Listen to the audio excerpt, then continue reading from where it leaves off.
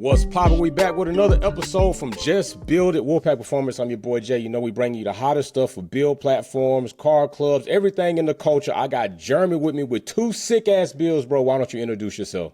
What's up? My name's Jeremy Dotson, J.VC6 for the vet build, J.BB6 for the prelude build.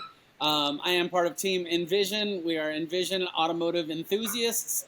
It's a new team that's mainly in the southeast right now, but we do have a couple people that are up north that are coming on board. But I appreciate you having me on, man.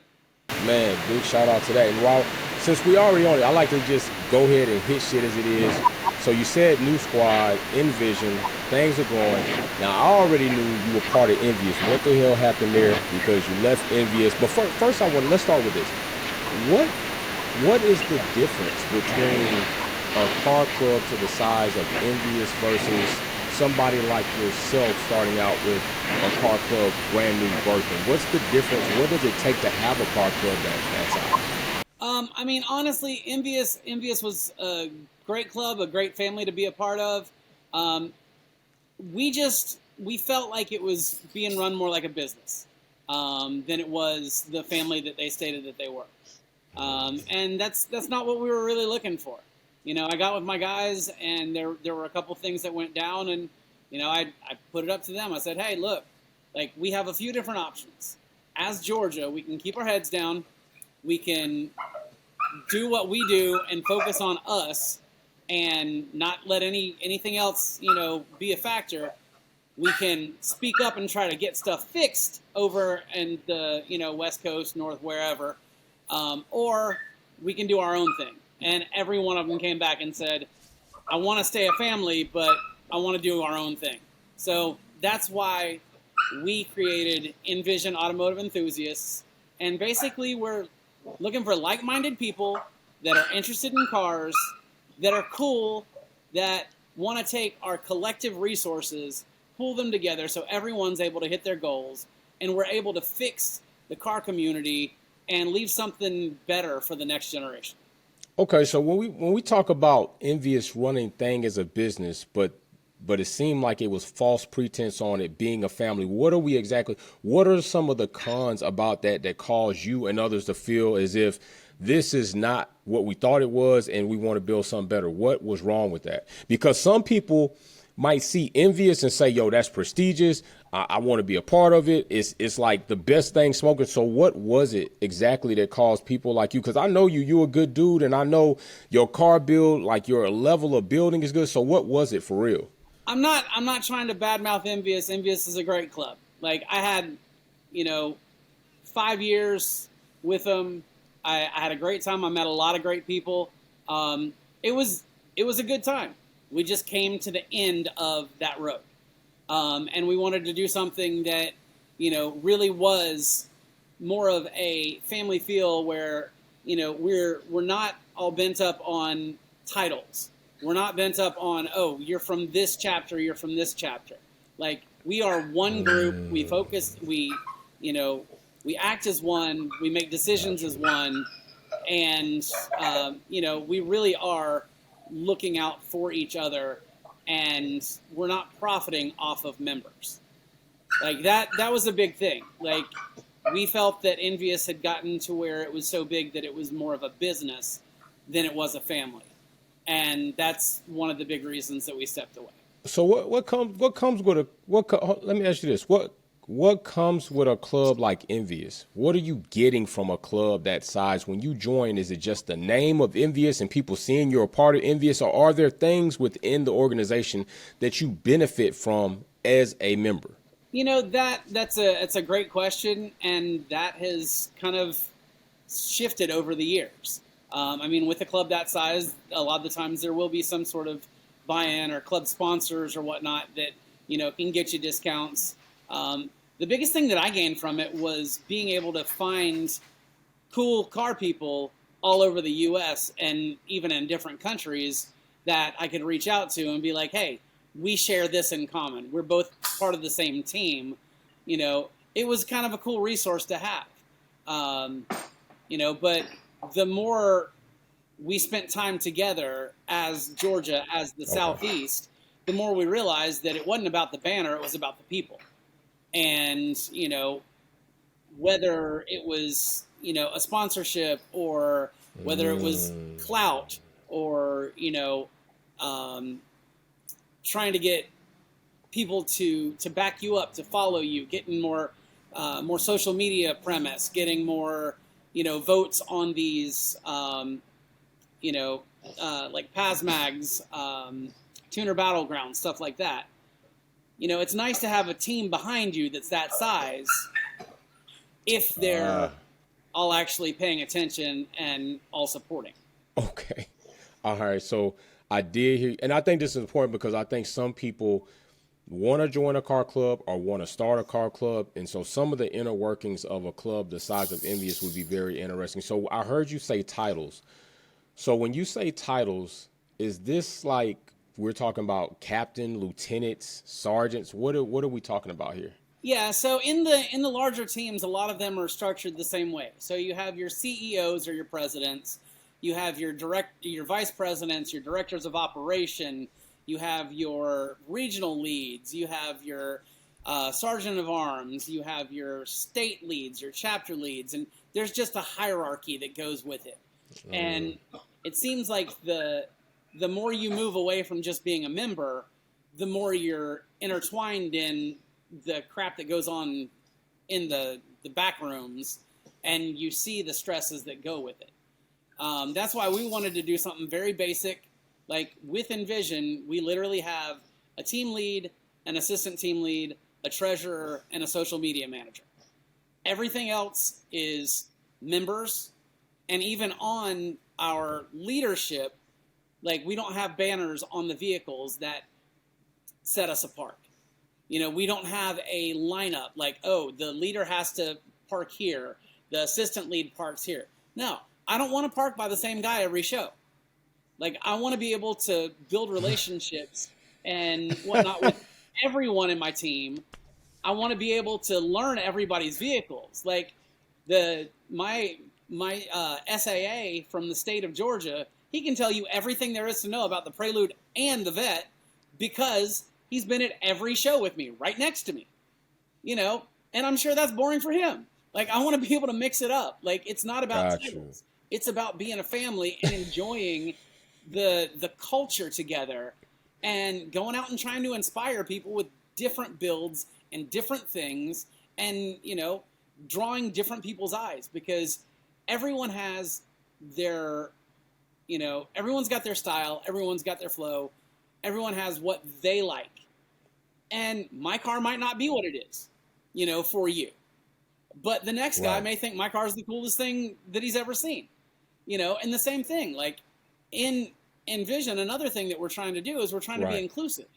So, like, whether you have a domestic, whether you have an import, whether you have a donk, whether you have a Lolo, whether you have a jacked up truck or something on hydros, like, I want it all. Like, I want every aspect of the automotive world to be, represented. Because at the end of the day, we are all auto enthusiasts. It doesn't matter if I think your build, it's not what I would have done with the vehicle. That's a good point. Because it's not my car. It's not my vehicle. Like, would I build an Integra like you? Right. Bro, I would love to have an Integra like yours.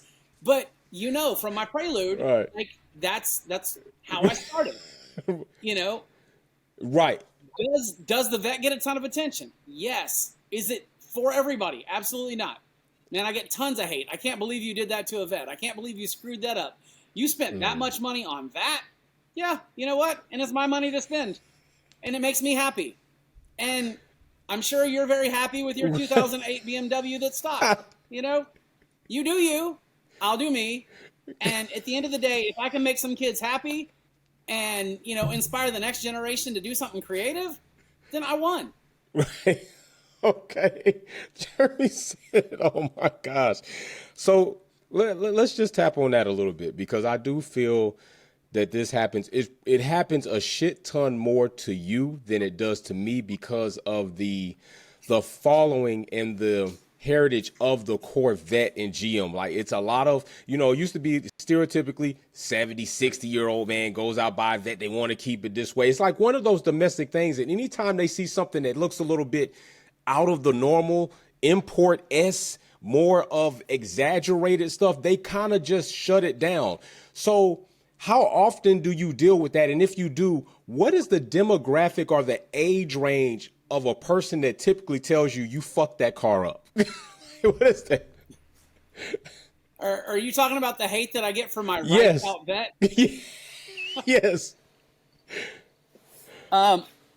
This riced out vet. Yes. That one day, yes. That super clean Man, ass. That car they're is always going to be legit. purists when it comes to. They're always going to be purists when it comes to, domestic muscle cars. Okay. And this is not for them. I get if I had $1 for every what the hell is that, like I could have paid for at least one of my wheels. It's cool because it's a conversation piece. True. Like right now, I'm at a shop. I'm at Bremo Fabrications and the Rad Factory, and we're working on doing some crazy stuff for next year and getting it ready for SEMA 2025.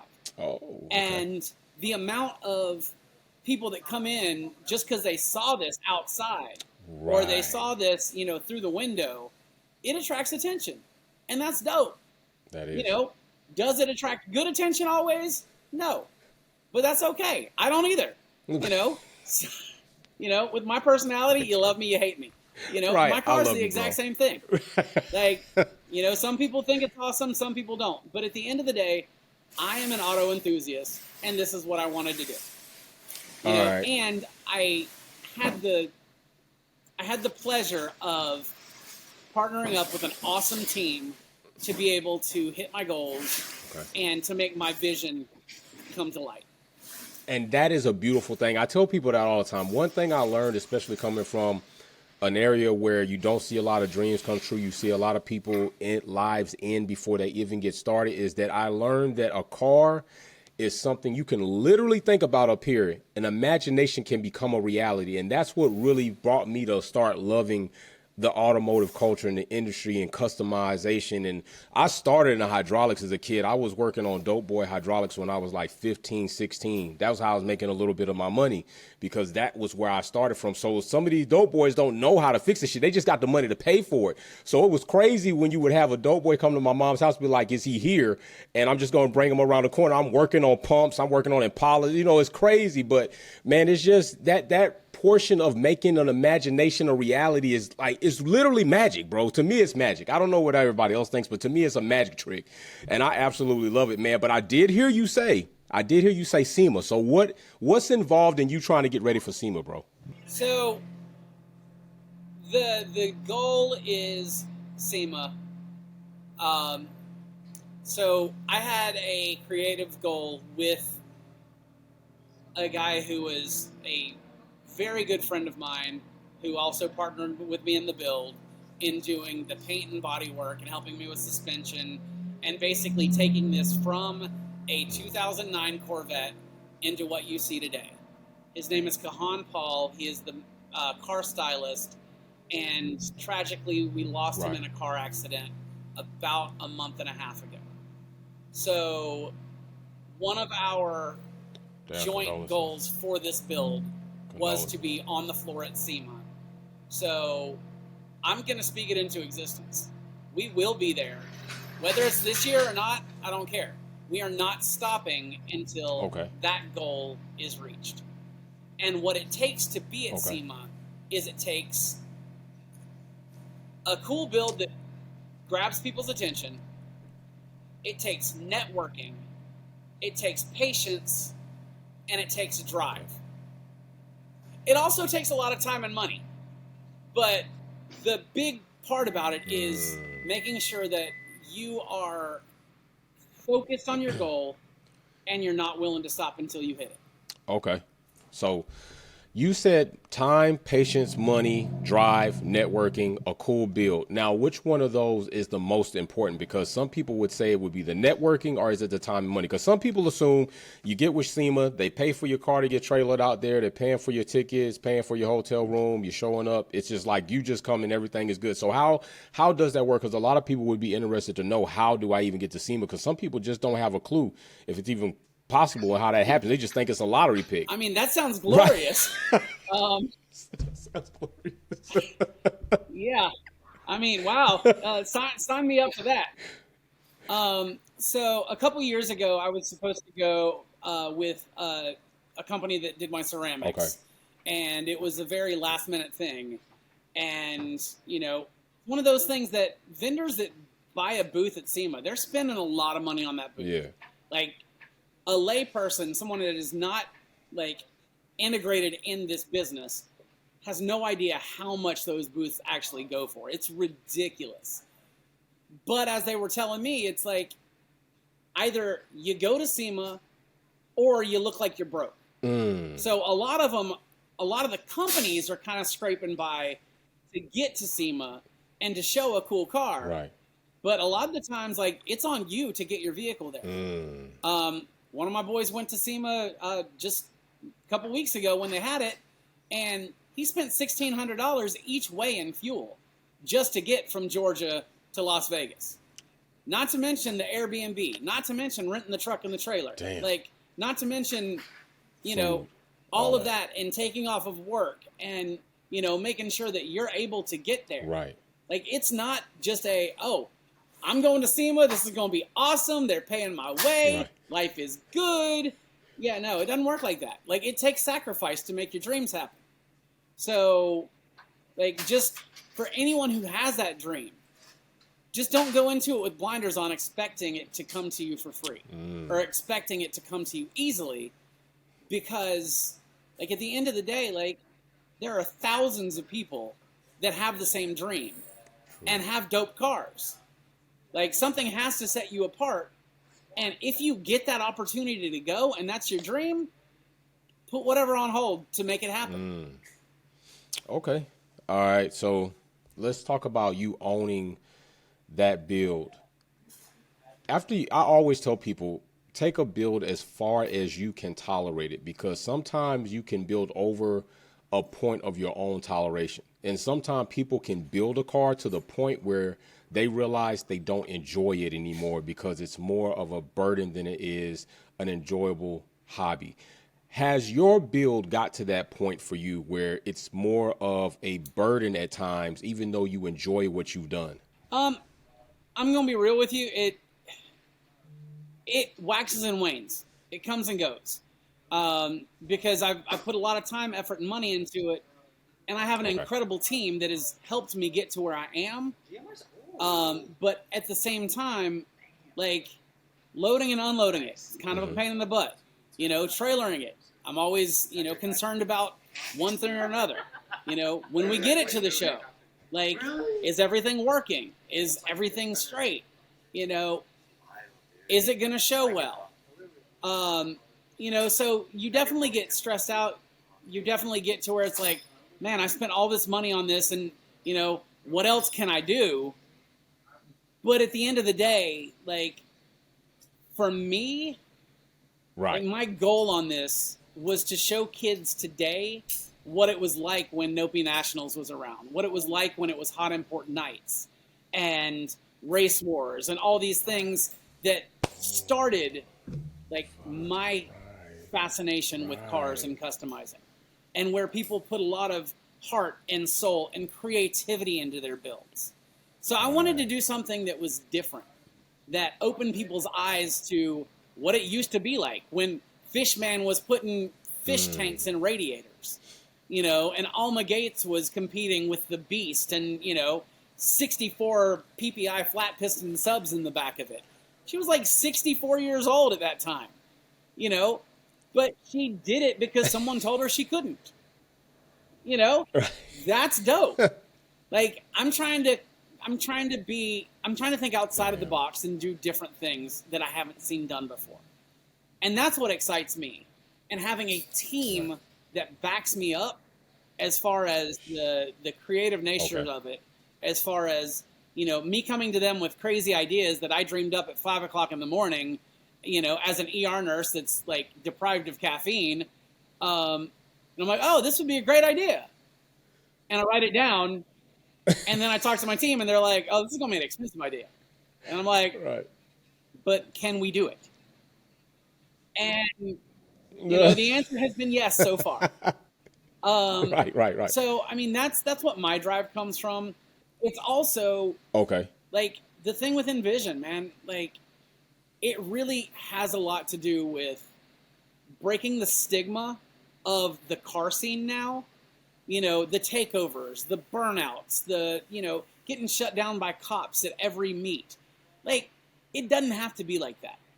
Like we all have the same passion. Man, Stop being a right. jerk with it. True. Let's go out. Let's put on shows that we're able to benefit charities. The show for the Appalachia shooting. I mean, that was incredible. There were like 900 Oh, cars nice. in a Home Depot parking lot just to show support to the community. That's what we need to be doing. We don't need to be doing takeovers. We don't need to be doing, Cool. oh, hey, it's 3 o'clock in the morning. Let me show off my two-step. Like, that's just going to get people pissed off at the entire community when it's just a small portion of the community that's giving us the bad rap. True. True. True. So are you planning with Envision? Are you planning to start doing your own car events? Is that kind of a goal as well? That is definitely one of our goals. And the other thing that we're looking to do, like wholeheartedly, is any beef that anyone had with us as Envious, we're squashing it. Like, we want to come together with other car clubs. Okay. We don't want, oh, hey, I can't talk to him because he's in Clean Culture or Battle Gang or, any of the other big teams. Like, we want to be able to collaborate with them and do something that Right. benefits the community, to show, hey, we actually have some solidarity in this and we really are trying to do something good as opposed to what you see on the news. Because aside from big things like the Appalachia show, like 9 times out of 10, if you're seeing it on the TV about car clubs or car shows, it's stupid stuff that we've done that gets us in trouble. Right. True. True. Okay, so talk to me about the name. Talk to me about But Envision yeah, the we would name. we would love to set up some shows and some benefits and stuff, partnering with other clubs in the area. Okay. All right, so talk to me a little bit about the name. So Envision Automotive Enthusiasts. It's kind of funny because we put it up to a team vote from everyone that was with us, and then a few other people that I reached out to that I was like, hey, you're a really chill person. You have a dope build. I know that you're not in a team. Like, are you interested in being part of a car family? And so they came on, and Right. at that point in time, we didn't even have a name picked. So we threw it up to everyone that was involved. Hey, give us your ideas, and we put it up to a vote. And Envision is the one that got most votes, and it works great for me because my car's name is Vision, the vet back here. So that worked, but it's basically like we want to be able to envision a change in the community and make that happen. Envision a change in your vehicles and make Okay. that happen.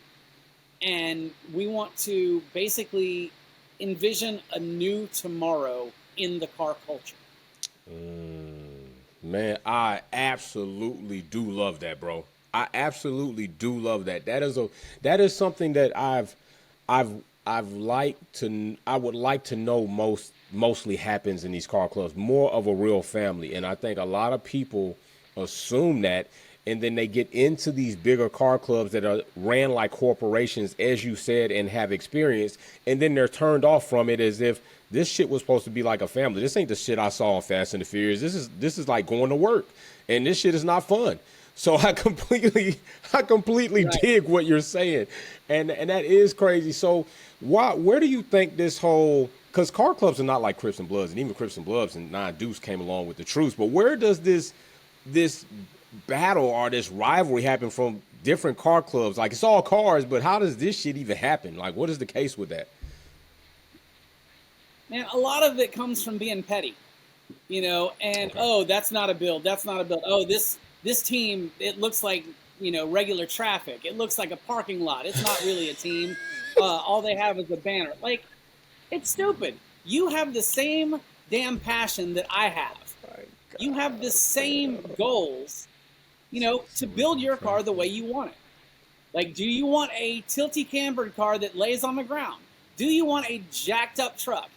Do you want a side-by-side that's going to, crawl over mountains and rocks? Like, we all have the same passion. Like, I don't care if you have my banner on the front of your car, if you have a different club's banner on the car. Like, I want to talk to you about your build if I think it's a dope build. If I don't think it's a dope build, it's all good. I still want to talk to you if you're a chill person. I want to know what your goals are and see where you want to go with your car. And if I can use my resources to help you, I'm down. If not, it's all good. Like, we can still hook up on social media. Like, we can still network. Because at the end of the day, if we work together and pool our resources together, we'll all be able to hit our goals so much easier than just sticking with the 5 guys on my team, and we don't like your team because you have a different banner, and all you have is, a wrap and wheels, and we have to have 2 performance mods and 2 exterior mods and, real wheels. And it's stupid. Damn, a lot of that is true, bro. You're right about a lot of that. You are right about a lot of that. Okay, so I tell you what, I love it. Jeremy, I met Jeremy way back, and he's always been a cool motherfucker. And one thing I do appreciate about you is that you do get involved to a degree in your build, and I do wish more people took pride in trying to put their hands in their build. I understand we all, you got to have a team to do things. Sometimes you got to go to the shop. But if you can put your own seats in, put those fucking seats in, because I think it's just something that helps you become closer and more intimate with your own project and feeling like you're really joined with it, versus if somebody else did all the work. I don't think you have that connectivity with your build as somebody that puts their hands in it every now and then. So I definitely appreciate you about that. So is there a checklist to join Envision? Is there any kind of checklist besides being chill and having a dope build? So we aren't as legalistic as other teams. Now, do we want your car to be completely stock? No, because if your car is completely stock, then you really aren't a true enthusiast unless you just bought it. So at that point in time, like, you can still come and kick it with us at shows. Cool. See if we're a good fit for you, and see if we can help you get to the where your car looks, custom, and then we're slapping a banner on it. But we really do, some sort of suspension modification, either premium factory or aftermarket wheels. Okay. It needs to be a clean car, and you have to have a vision for it. Like, okay. I'm not going to break it down and be like, oh, hey, I'm sorry, you don't have 2 interior mods. I mean, you have a WRX STI that's already got dope bucket seats and clean stitched interior and this, that, and the other, but I'm not going to let you into the club unless you have a shifter knob and some, Tanaka harnesses. Like, it's pointless, man. Like, if you have goals and passion and are chill and want to hang out, like, I'm down. Damn. All right, so listen, you all. This is Jeremy. Tell the people where they, if there's somebody listening right now that is looking for a car club, wants to find out more information, can you tell them where they can come to find that and reach out to you? Absolutely. You can hit me at j.vc6 on IG or TikTok. We also have an Envision Auto Enthusiast page on Facebook as well as Instagram that you can reach out to. Just send me a message. Let me know who you are. What you drive, where you are. I mean, as I said, as of right now, we have members in Georgia, South Carolina, North Carolina, and Pennsylvania. We're willing to spread out. Like, if you want to start something with a cool team and, kind of take your area and build it with people that that are passionate, that are cool, like, we're down. If not, it's not a big deal. If we see you at shows, we'll still talk to you. We'll still, come and compliment you on your build, because I respect any and every build that somebody's got passion in. Whether it's my style or not, like, you put your time, your effort, your money into your build, and it makes you happy. So I'm happy for you. Bet. So listen, you all, that is Jeremy J. VCC, and I'm telling you, that damn vet is fire. Oh, But bro, wait. this is the Just episode wait until of next Just year. Build It. They are building. What's up? I said, wait until next year, man. It's gonna be stupid crazy. Stupid crazy. Bro, as I said, we're at Bremo Fab and the Rad Factory right now. We're gonna be doing some just dumb stuff, man. Like it's gonna be interesting, man. And then my boy Bobby from Shades of Color is gonna come through and do some more airbrushing. He's the one that did the calipers and the air tank and everything for last season. So we'll be featuring more of his artwork. Okay. Then Devin at Come Correct is going to make sure that the ceramic and paint correction is glass again. We got a lot going. As I said, whether it's going to happen this year or not, this is going to be a SEMA build. So I want to make sure that when people see this at SEMA, it's not going to be, oh, look at that. They cut corners. They did this. This isn't right. It's either going to be one of two things. It's going to be, man, that's really not my style, but they put a lot of heart and effort into it. Or, damn, that thing is fire. Okay. That's it. That's all we have room for, is those two responses. That's it. Because it's not going to be for everybody, but everyone at SEMA should be able to see the effort and the heart that went into it. And that's another big thing, is whatever I'm doing to change it this year with my team, with the group that, we've put together that's, helping me out, the paint and body is going to stay the same, because it was my dream with Kahan to get this to SEMA. So the car that he painted will be featured at SEMA one way or the other. Got you.